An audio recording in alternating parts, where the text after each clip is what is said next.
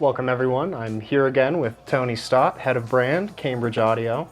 We want to take some time to give a little bit of focus on their individual product categories, kind of highlight what happens as you explore the Cambridge brand, some of your guidance on what might make sense for the first time, the second time, third time listener.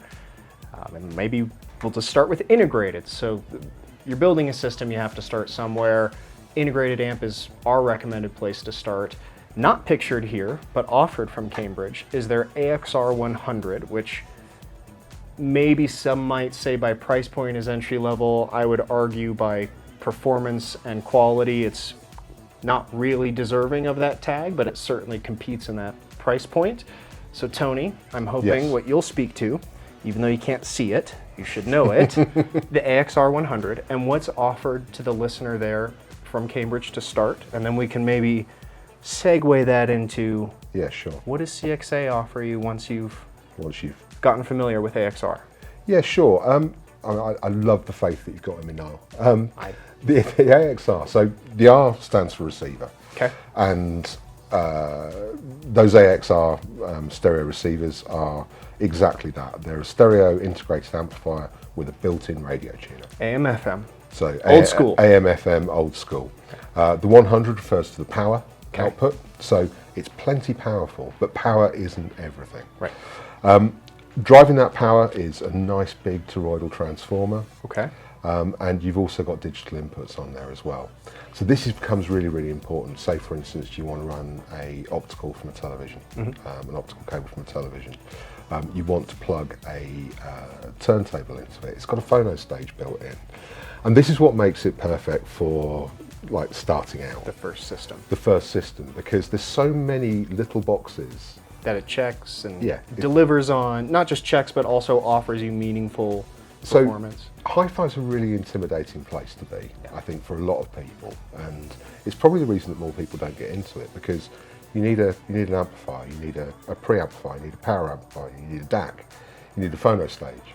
You need all of these things to start enjoying your music. And actually, the AXR100 takes a lot of that worry away. Because everything is just sitting there in one box. So you've got your tuner, you've got your DAC, you've got your phono stage, you've got your pre, you've got your power. All you need to do is add some music and some speakers. Right. And you're kind of there. And that's made with the AXR, by that, the AXR is made with the same exact philosophy that you would make the Edge A with, which is listen first, right? Yeah. So we still need to deliver not just a listenable experience, but an enjoyable listening experience. Yeah, a compelling listenable experience. And I think, you know, what AXR delivers for me is an amazing sort of step into this wonderful world. There are so many people out there who will listen to a wireless speaker and they'll think, do you know what, that's it. Good enough. It's the last word in good music. Yeah. Yeah? Good enough. And actually, there's a whole world out there. There's a whole world out there of stereo sound. And the AXR is that perfect sort of, I happen to agree with you. I think it's a great amplifier, regardless of whether you're getting into hi-fi or not. Or not, yeah. And our kind of customer research shows us that for many people it might kind of replace an amp that's broken down. Right. And they'll ship that straight in and really start getting into enjoying that Cambridge sound. And then suddenly they come back and go, well, hey, so I'm doing this more than I thought I was going to. Turns out my grandpop's system is something I like more than I thought I did. What happens if I put a CXA behind it? Absolutely, and this option exists. So this is probably a slightly more complicated product because there's less in it. Interesting. So it's speak to that, yeah. Okay, so it's a more complicated product because you might need to add some more components to it to do the things you want. It's still a DAC. Okay, we've got an ESS Saber 9016 in there. And that's a step up above AXR, or is there more in the... There's more specification inside the digital element of this amplifier. So you can put on board digital sources. There's no phono stage in this. And that's quite deliberate, because actually when you move up a level, keeping that delicate circuitry separate in a phono stage is probably a pretty good idea. There's a lot of power going through here. There's a bigger transformer. Despite the fact this is an 80 watt amplifier, it's a bigger transformer than you'd find in the AX series. AXR. You know, it's a better quality transformer. The fixtures and fittings, the binding posts around the back are of a better quality. Everything kind of steps up, and then you've got this design element here where, you know, if you notice the detailing of it, the right balance of tactile feedback without being overly fancy. No. You know, there's plenty of brands that will, you know, they'll give you a button that maybe weighs a couple of grams, but then they also have to charge you for the billet aluminum they milled that out of, versus a well-designed volume knob, clicky, responsive front panel buttons. AXN, MXN, I think, were a great example of industrial design and the physical feedback. And seeing that trickle down from what I think was CX into those products is very cool. It's exactly that, and what you get here is that reassuring click of the relay, and you know, it just looks and feels like a serious amp. I remember when we launched these, I was out doing some training sessions, and a younger gentleman at the back of the room, I was comparing this with the older model, the CXA80, which was the predecessor.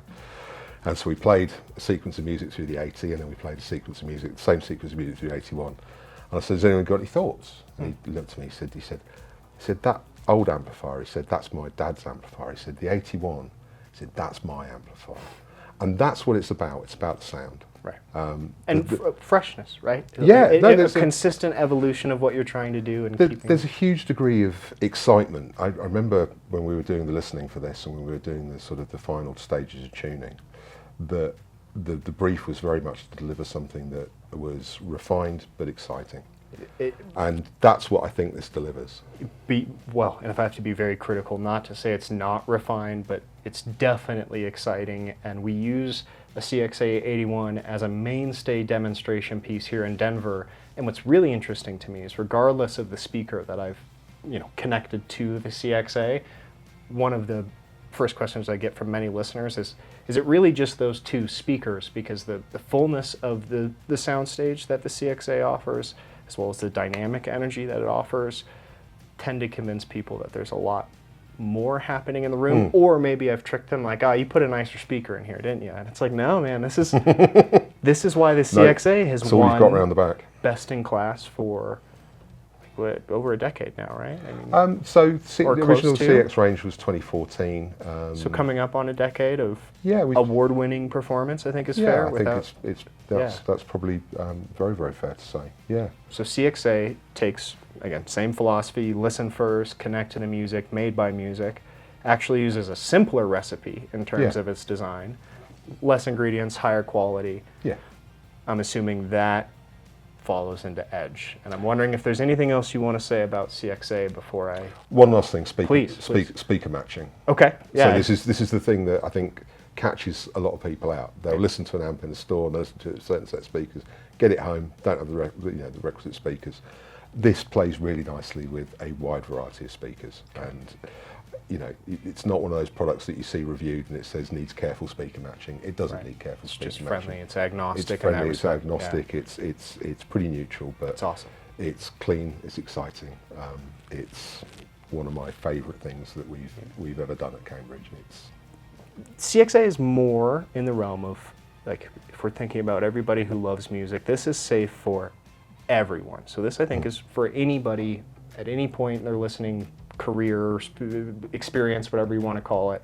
CXA is safe. I think Edge, depending on your wallet, is just as much for everyone, but I think from your heart is maybe a little bit more focused on that next inner circle of the listeners who not just love music, but are interested in pushing technology further, who are interested in, I don't want to say like spec sheets, but who maybe understand that there's art to this, but there's also science, and the expression of that science can be just as exciting. Yeah. So I think that's where Edge tickles me, especially as someone who likes the fancy stuff. So what do we get? What happens when we leave CXA and move to Edge, or why does Edge exist? Yeah. So Edge exists, it was designed as a celebration of our 50th anniversary. Okay. And the question we asked ourselves was, what would we make if we took all the restrictions off? Right. You know, we're not building anything to a price point. We're not, you know, you can build what you want to give the best sound that Cambridge Audio have ever given.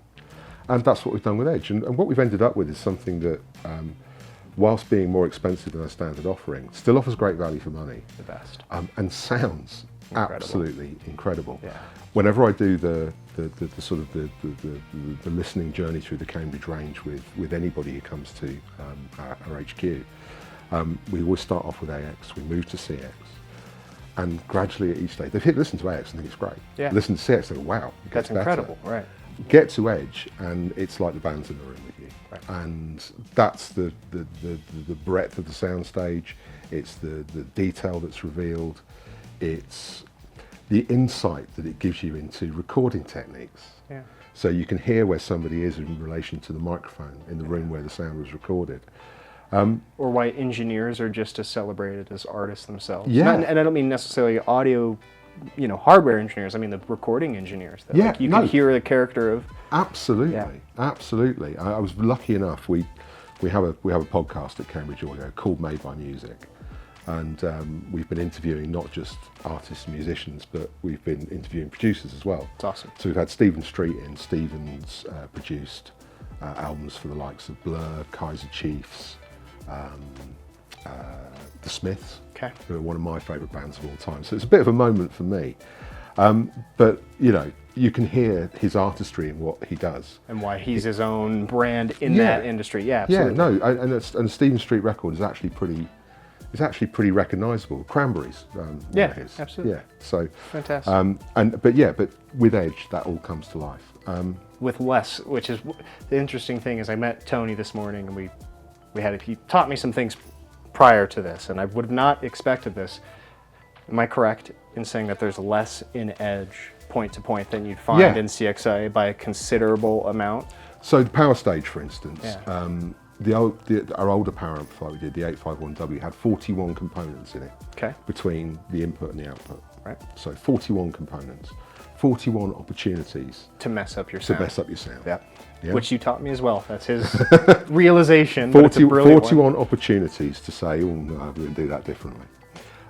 Edge, from start to finish in an Edge W power amp, has 14 components. It's incredible.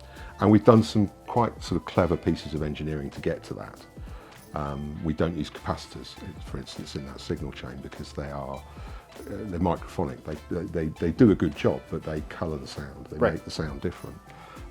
That would just be adding our own flavour to whatever it is we put into it. Or something that you'll have to work around by the time you get to the end of your design. Yeah. So we do something else. We use something called a DC servo.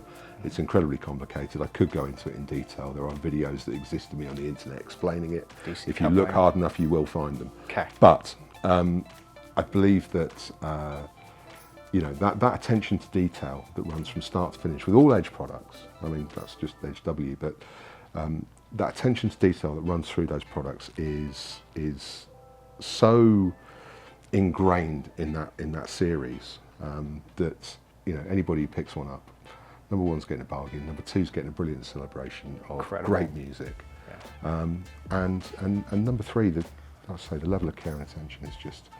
And interestingly enough, I know we talked about this earlier, that money is not everything, pricing is not everything. Your opinion of a product maybe should be informed by the price it's advertised at, but does not tell the full story. And I think more than any other product I've encountered in my life, Edge fits that. Even Edge A at $6,500, that's an integrated amp that competes with the upper echelon of integrated amps.